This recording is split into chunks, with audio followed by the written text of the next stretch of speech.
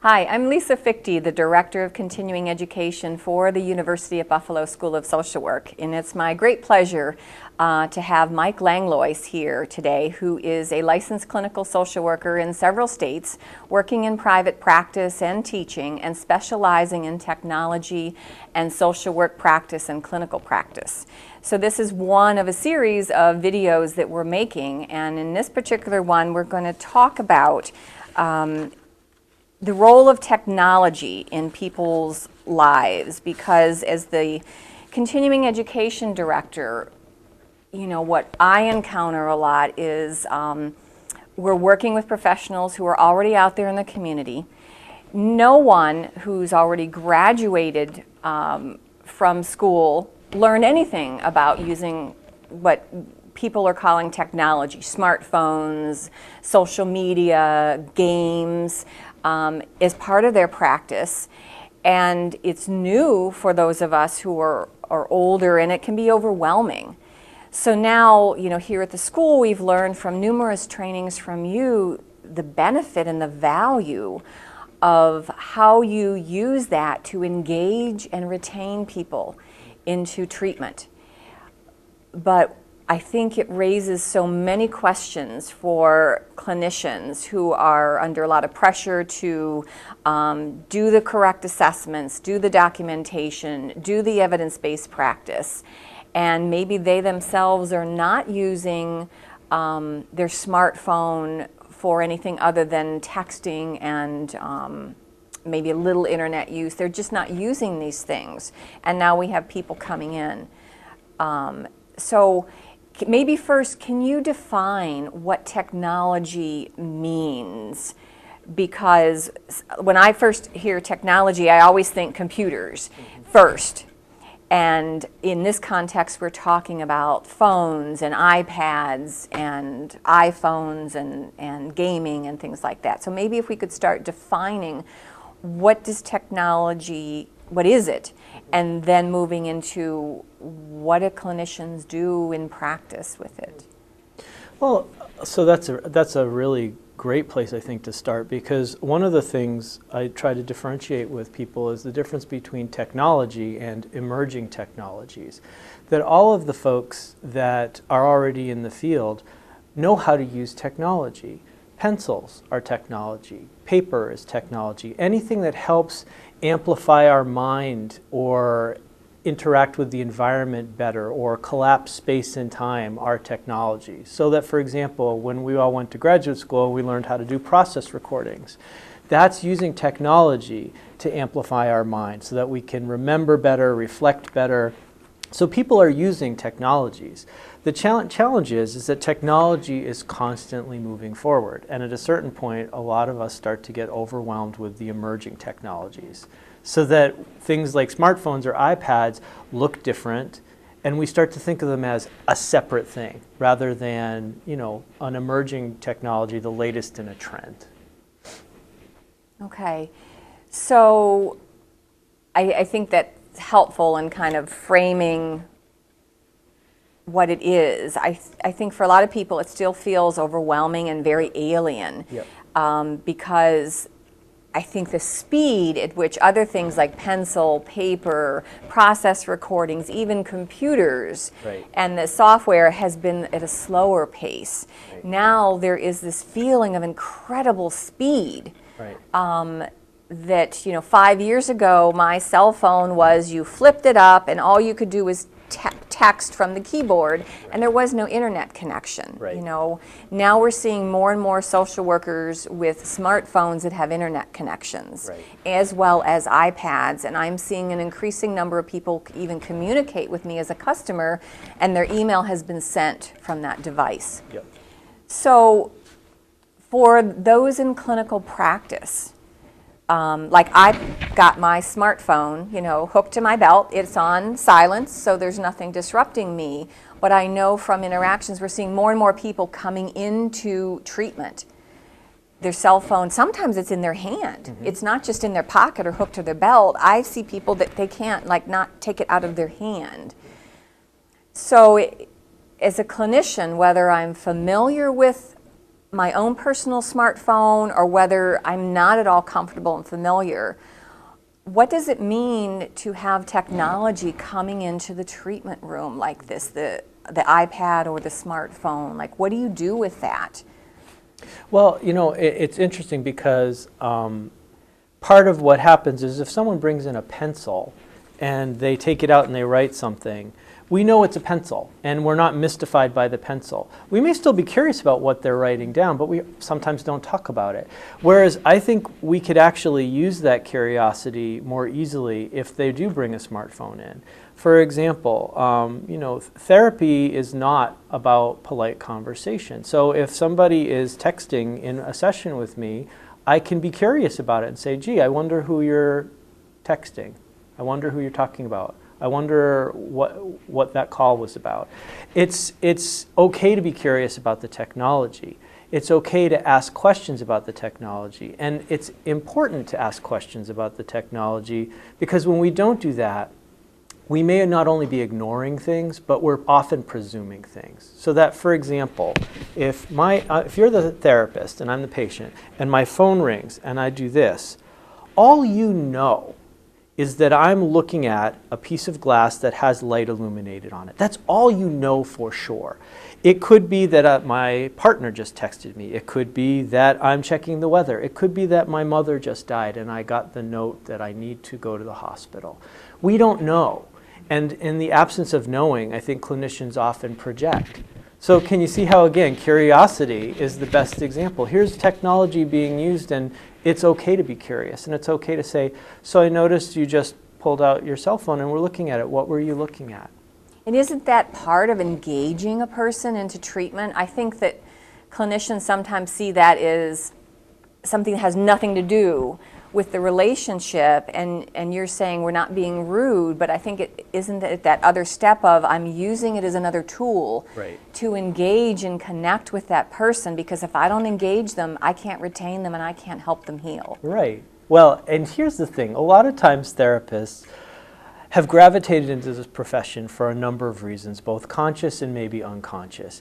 And many of our colleagues, and perhaps ourselves, are conflicted about relationship on some level. What other job do you have where somebody is the only other person in the room paying attention to you and you to them? That there's both this wish to be the center of attention and this wish to be kind of not revealed to our patients. And I think technology sometimes irritates that there's often ideas that in the engagement you're talking about should be a given and should be a constant and an entitlement on the part of the therapist, that you're in here to see me and so you should be engaged. And so when something else comes up, it's a bit of a narcissistic injury for us. There's someone else in this world besides our therapeutic moment. But what I'm suggesting is that, as you mentioned, can be back to engagement. With adolescents, for example, it's absolutely important because we know with adolescents that if they're seeing a therapist, the therapist's an adult, and we know that adolescence is a time where your peer group and your cohort is much more important to you than any adult, whether it be your parents or a therapist. So I don't think you should be surprised or offended when a cell phone rings with an adolescent. I think you should be expecting it. And I think you should be prepared to engage the adolescent by saying, who is important in your life? Who just called? Can you give an example of like what kind of interaction you might have like that with an adolescent? Because a lot of us have the perception adolescents are really addicted to their phones and that has priority. Something that's happened that could, I guess, elaborate and clarify that? Well, so if an adolescent comes in and they're using their phone, I don't assume they're addicted. I assume they're being an adolescent, that they're engaged in a larger social world, which is actually what we want. I think that adults have a hard time with the concept of an adolescent attending to anybody else more than them in that moment. But that's just not how the developing brain works, and it's not how adolescent development works. So when a kid comes in, I make it really clear that if they want to use their phone, they're welcome to do that as long as they want to invite me into that cohort for that moment. And if they don't want to do that, then I want to respect their privacy, but they need to do that in the waiting room. So you see what I'm sort of doing simultaneously is showing boundaries about, you know, the difference between an adult and a kid, the difference between a peer relationship and a therapy relationship, but I'm also offering them choices. Well, and you're focusing on them and their needs and who they are and not taking offense that they've disrespected you. Right. And I have heard that from some therapists that, that parental type, you're disrespecting me, you're not paying attention to me. So I think that that's, such an important point of coming from where the person is and engaging them.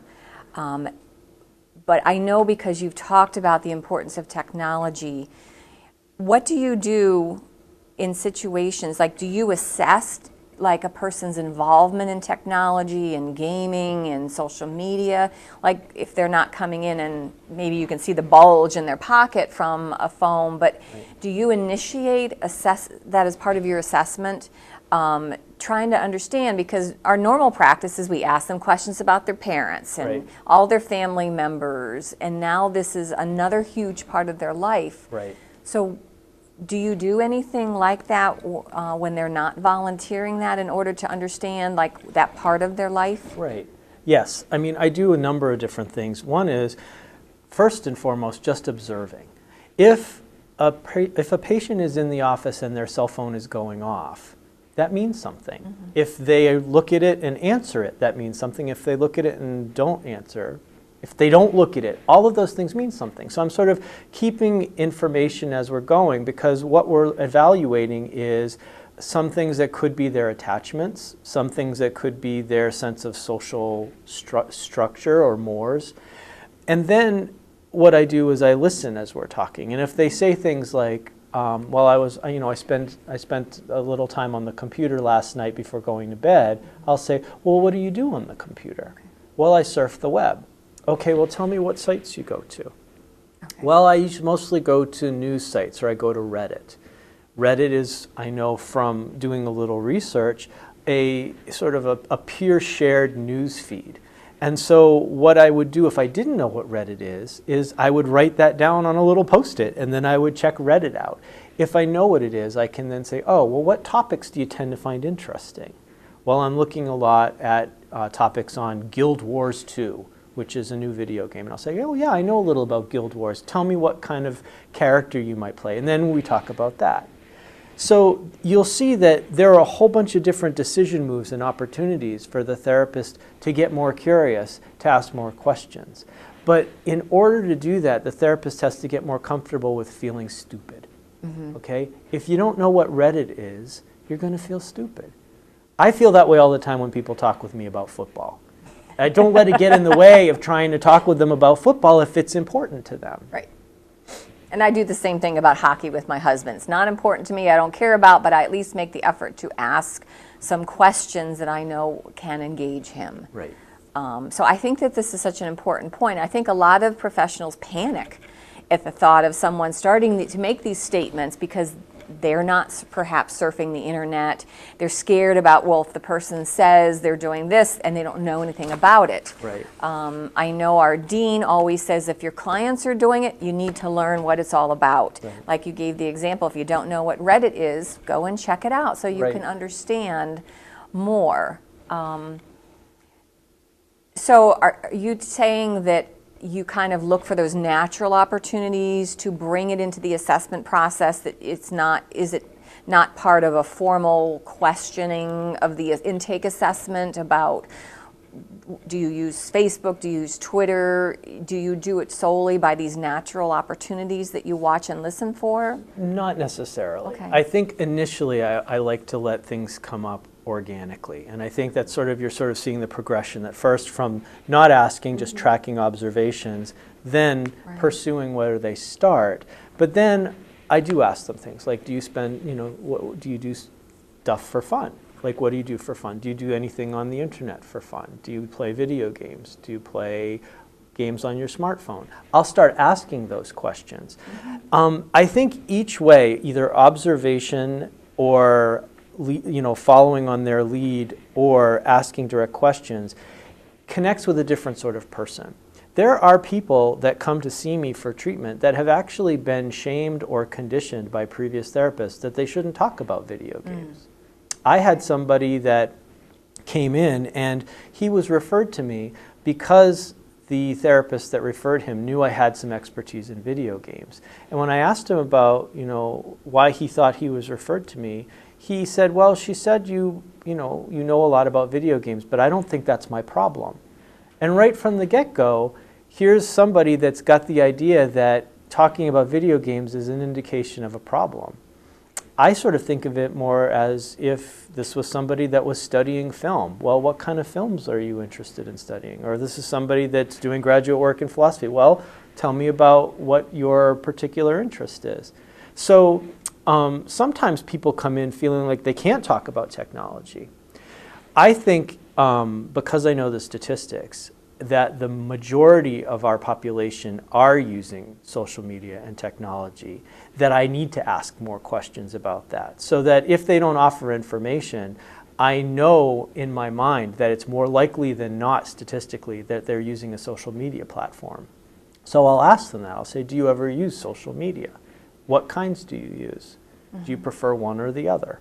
So I guess maybe that's an important point to kind of reiterate, which is statistically we know that the majority of people in the United States are utilizing online technologies and are utilizing at least one, if not more, forms of social media.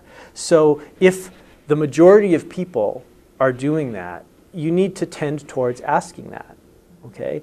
I know for a fact when I meet with adolescent boys that 99% of them statistically are playing video games at some point within the past week or two. 97% of girls are playing video games in the past week or two. So if I know 97% of them tend to do something, then I probably should ask about it.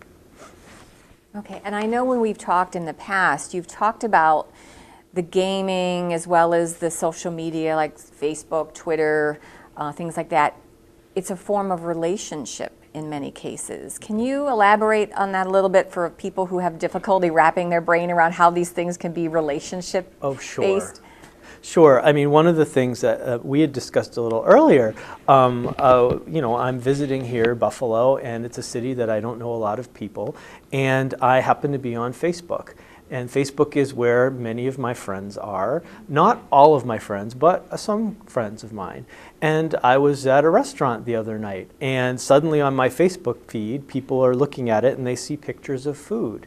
Now, I wasn't showing them the pictures of food because I was bragging about the food I was eating, or even because I was so excited about the food I was eating. I was showing them pictures because I was feeling lonely in the moment. In the moment, I was in a restaurant in a city that I didn't know a lot of people, and I felt a little lonely. And what I did was, by taking a picture and sharing that, suddenly a couple people liked it. One person commented on it, and suddenly I felt more connected to my social network again. So I think a lot of times when people show examples of their food, a lot of people interpret, including myself sometimes, oh, please, we don't want to see your food. No one cares what you're eating. But it's not always that people want to show off what they're eating as much as wanting to reach out and connect a little bit. Yeah. I think that some people have challenges in making that leap to, as social workers and other clinicians, we're taught to be non-judgmental. But when it comes to something we're very unfamiliar with, and things that we don't understand, we sometimes are making judgments. Mm-hmm. And so you're really stressing the basic clinical skills of starting where a person is, accepting what they do, respecting what they do, being inquisitive. I mean, if someone was in their intake assessment and they said they hated their sister, most clinicians are not going to ignore that statement. Right. But if they said, oh, I love gaming and spend all my time on gaming, many clinicians are going to go, whoa, and not pay any attention to that statement instead of using the kinds of skills you described to just explore, because it's part of the engagement and assessment process.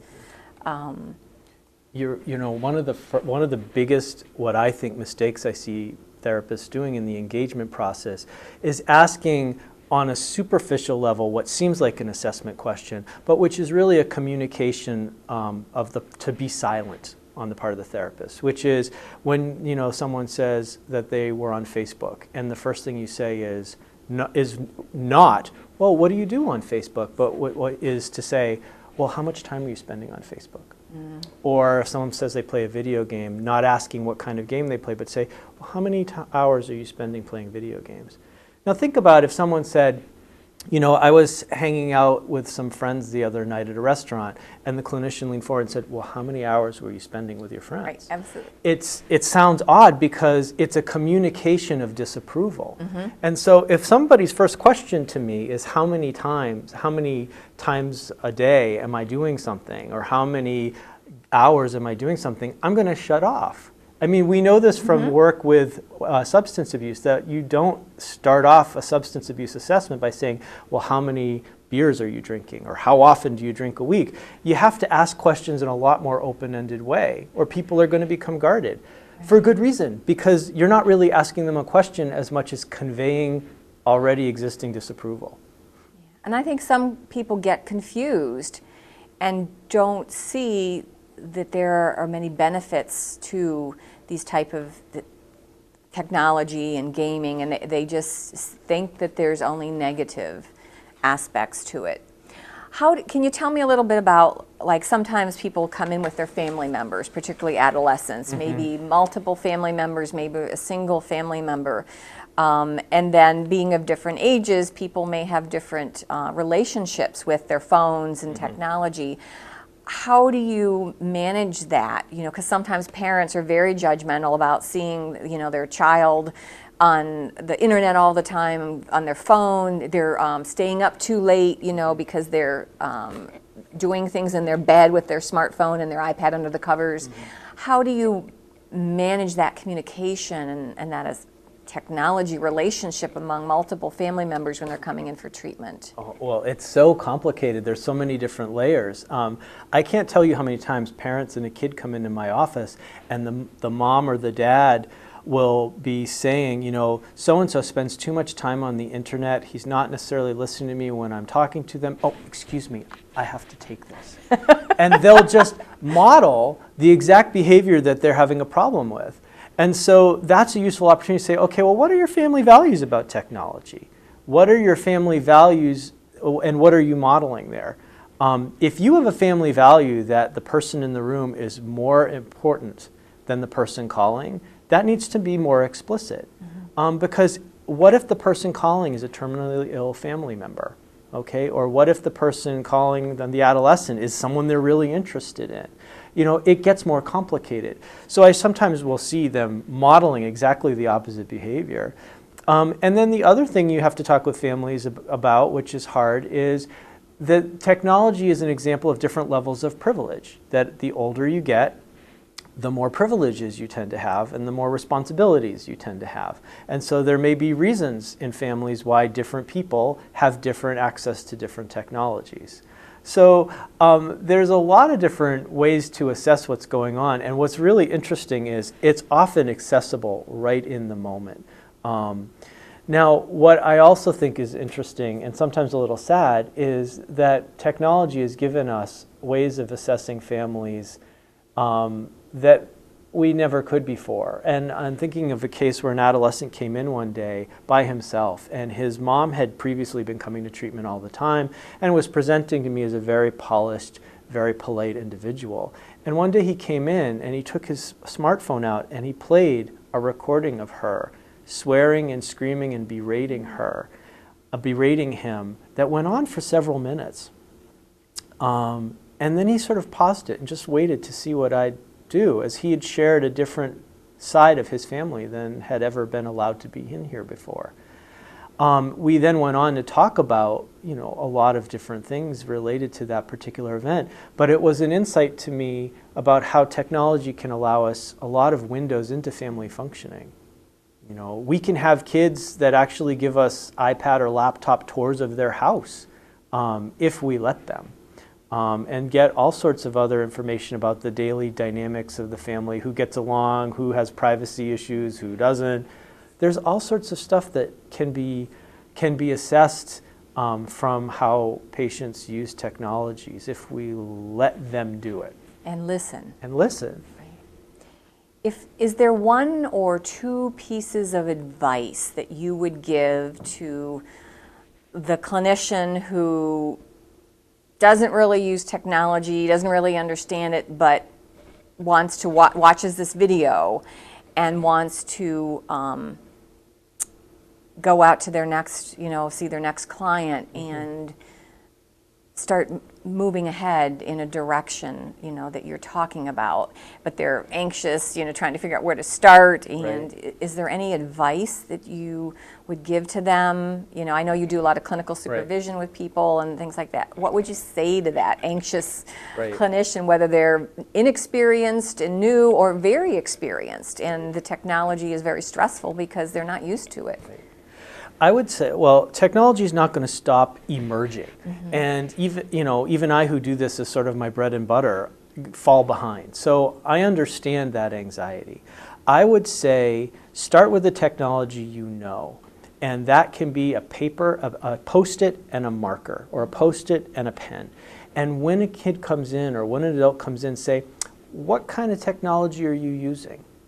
And what kind of websites are you using? And if they say, I'm using Twitter, write down Twitter, okay? And then the second thing I'd say is Google it.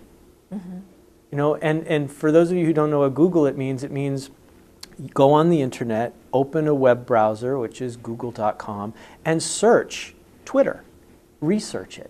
That's the things that you already know how to do, the technology of research, the technology of writing down important things, needs to be harnessed to research the technology you don't know yet.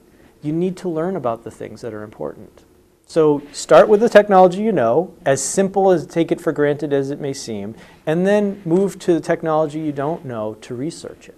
Right, so it's really learning and making sure you understand what the folks that you're seeing are using, and then listening and not ignoring their statements, but engaging and asking questions to understand more. The same as if they said they hated their sister, you would be doing the same thing. But that's something people feel more comfortable with and less comfortable with when they say, I'm doing Minecraft or War of the Worlds or whatever it is it's called.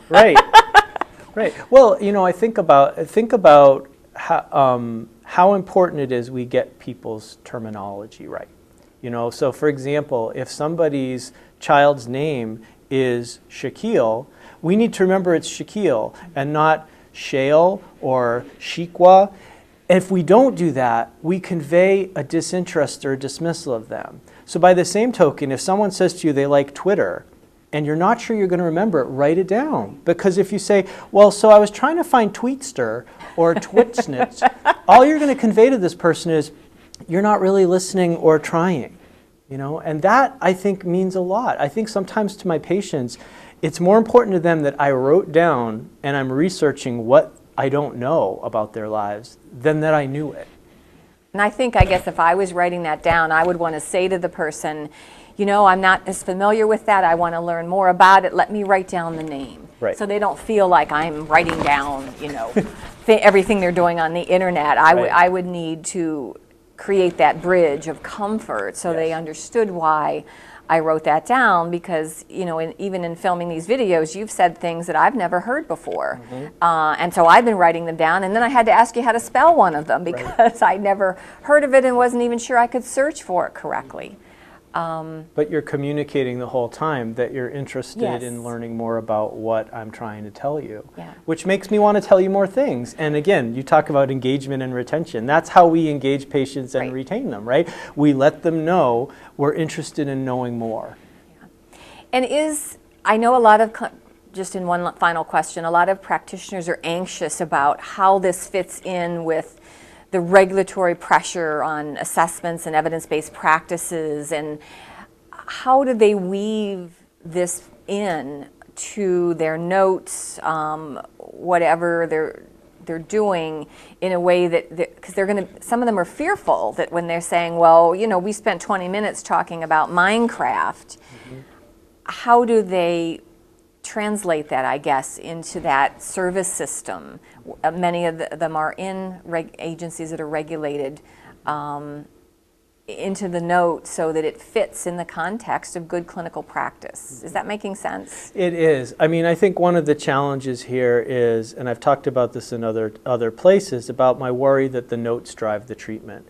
There is lots of evidence to support lots of different treatments. There is evidence out there for the efficacy of using video games for different things. So if people are really worried about preparing some sort of case for this imagined or perhaps real bureaucrat that's evaluating things, go do some research. There's research out there. There are references out there. But again, if you think about Minecraft as play therapy, at 21st century play therapy that's using 21st century play, people are still using play therapy. And you just use the same things to justify what you're doing. Explored issues of X, Y, and Z through this medium. I think that people often lead with their anxiety rather than lead with their curiosity. And I have had the experience, I never would have thought when I started working in this part of the field that playing first-person shooters would be something that would be clinically valuable. I now know it is because I led with my curiosity rather than my anxiety. Can you tell me what that is? Oh my goodness. Well, you know, one of the best examples of how first-person shooters can be useful is they actually help you with impulse control. Because to succeed at lining up a shot in the video game, you have to not just fire willy-nilly. You have to actually stop, aim, and be calculated about it. And so a lot of our patients, we're trying to work with them on impulse control, on delaying gratification. And a lot of those things are actually at work in the play. And what about a clinician or even a parent who's anxious that that's going to reinforce violence because it involves shooting? How do you handle that? Well, I think we need to handle it in a couple ways. One is on a case-by-case basis. If we see kids get extremely dysregulated by seeing certain things in certain video games, we don't want them to use those particular video games. However, there is no hard and fast research in preponderance one way or the other. And in fact, the thing that I most often sort of remind people of is the correlation between the time we've had video games and youth violence. And that over the past 30 years, since the 80s, we've noticed a decline in youth violence, which is coincidentally the time that video games have actually been more on the ascendant. People that do play therapy that is at all projective or imaginary know that violence is going to be part of that play. When you give kids sticks, they make guns. When you give kids blocks, they make weapons. That is a part of the imagined world and the drives that is going to be there as long as we have any sort of free play. So I wouldn't necessarily say that aggression in play is a sign of something dangerous. I think that aggression in play is meaningful. So you're just evaluating it and responding based upon the needs of the individual. Right. And sometimes it may be that I'm playing a first-person shooter game with the adolescent or adult that they want to do collaborative play where we team up against zombies. And sometimes it's more competitive. It depends on what their needs are. And some people are trying to work out issues of how they deal with competition in therapy. And some people are trying to work out how they can overcome anxiety and perhaps collaborating with an adult that they can kind of feel a sense of merger with so that together we can down the big bad is what I need so that I can get ready to be able to take on challenges myself. And that's what I was going to say, that they need to then connect it back to what's the clinical need of the person, impulse control or dealing anxiety over performance or whatever. You're making that connection. It's not, oh, we're in the middle of therapy wasting time doing a game, which is what the panic is, I think, for many people. You're making that solid clinical connection. And I guess the thing about that is if you always have an over-the-shoulder point of view with video games, you're never going to be able to make that clinical connection well. Because The over-the-shoulder experience of watching a kid play a game is very different than the experience of playing a game, where you can then realize, oh, this is stressful, or oh, this is relaxing, or oh, this has a theme of competition in it, oh, this has a theme of loss in it. We have to actually try these things so that we can understand the underpinnings that we can then connect clinically to the treatment note. But if you're only ever letting a kid come in and play on their DS or their game system and not interacting with the game, it's going to be really hard because you're already keeping yourself at an arm's distance. Yeah, and we've talked about that before, that I only did Angry Birds because I couldn't figure out what was the attraction. And so, you know, to look at it on a video on YouTube is not sufficient. I had to play Angry Birds in order to truly understand what the appeal was, and the advantages and disadvantages for me personally to do that. So is there anything else you can think of that I missed, or anything? This has been so valuable. Well, the only thing I'd say is that if people are wondering about Angry Birds and what the clinical value is, and you can probably attest to this, Angry Birds encourages the concepts of problem solving. Angry Birds encourages the idea of strategizing. And I think that when we're talking about how people problem solve and strategize, those are therapeutic goals. Oh, impulse control, and absolutely patience, and the strategy, and dealing with frustration and persistence and there's performance pressure, performance anxiety, and people have issues of perfection. You know, is their score not high enough? There's huge list of things that come from that game, but only if you played it. Right, and you would not understand. And because the school is so forward-thinking about social media and these kinds of things, I'm trying many things simply because they're suggested within the school, and it's until I do it I don't realize what's involved. So that's such a critical point, that you don't have to play, a clinician doesn't have to play Angry Birds for 12 months. Maybe, you know, 2-3 hours is enough for them to understand, whoa, this is what it's all about, and this is what the clinical value to bring into the treatment environment. Well, thank you so much. This has been very interesting, and I really appreciate your time. Oh, thanks.